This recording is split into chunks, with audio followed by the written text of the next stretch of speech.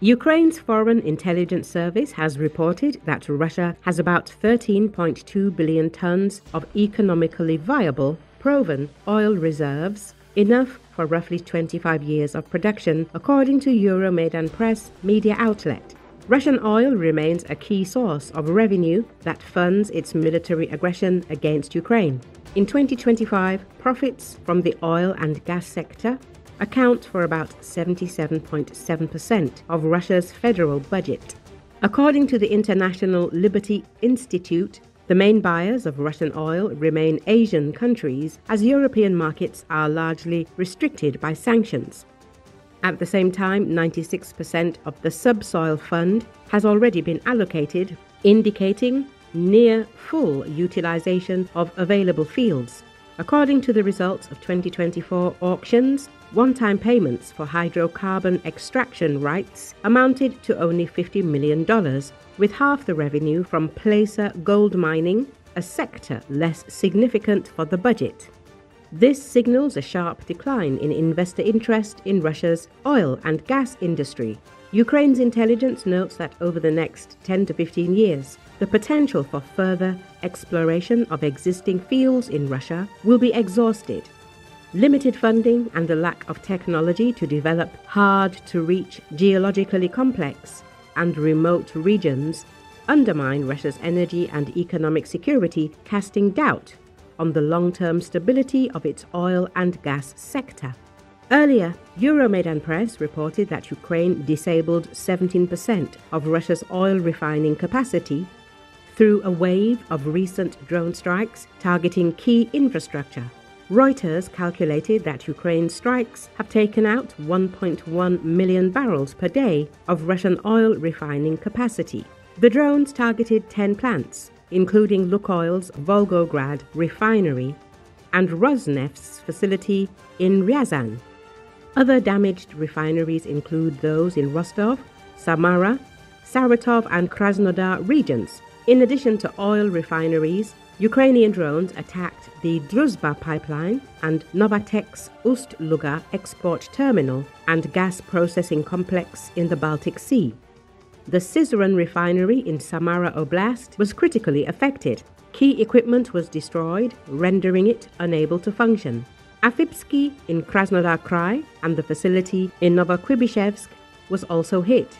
The attacks carried out over the past month have disrupted fuel processing, sparked gasoline shortages, and hit the core of Moscow's war economy as Washington seeks to broker a peace deal.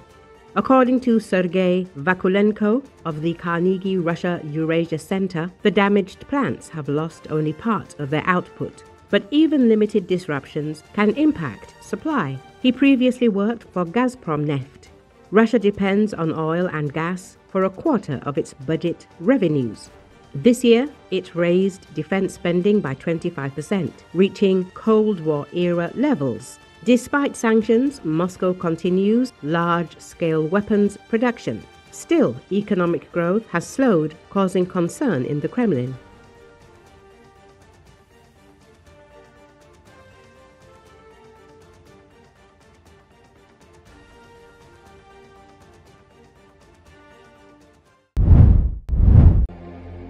Baton-wielding riot police in a northern Serbia town on Friday fired tear gas and charged at thousands of peaceful protesters who were demanding free elections and justice after months of demonstrations against the autocratic rule of President Aleksandar Vučić.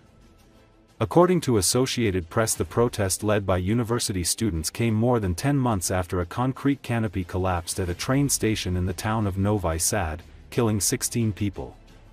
The disaster ignited a wave of public outrage over alleged state corruption and negligence, which demonstrators cite as causes of the collapse.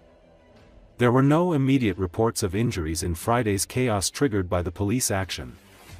Ambulances could be seen driving through Novi Sad streets. Vučić, who has said he wants to take Serbia to the European Union, has branded the protesters as terrorists who want to unseat him with the help of the West.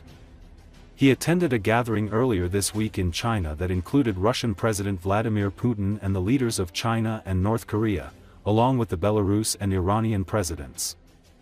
University students have been a key force behind nationwide protests to demand a free media, early elections, and criminal prosecutions against those responsible for the canopy collapse. Dozens of university professors, deans, and high school teachers have been sacked in the past months as authorities crack down on supporters of the students. They have been replaced by Vučić's loyalists. The protest on Friday centered around a university building that was taken over by Vučić's loyalists and police over a week ago. Protesters in Novi Sad on Friday chanted, "We want elections," and "Vučić leave," as they vowed to defend the autonomy of the university. Shielded riot officers initially guarded some of the university buildings, but reinforcements later arrived in anti-riot vehicles before marching toward the protesters. The city streets were engulfed in tear gas and smoke from stun grenades and flares as police chased the protesters away from the campus. The Blitz police intervention reflects the increasingly tough response from Vučić to the protests. Vučić has refused to schedule a snap parliamentary vote requested by the demonstrators. Vučić has offered no evidence for the claims that the protests have been incited from abroad. Scores of students and other people have been jailed and beaten during the protests, drawing international criticism of Vučić's government.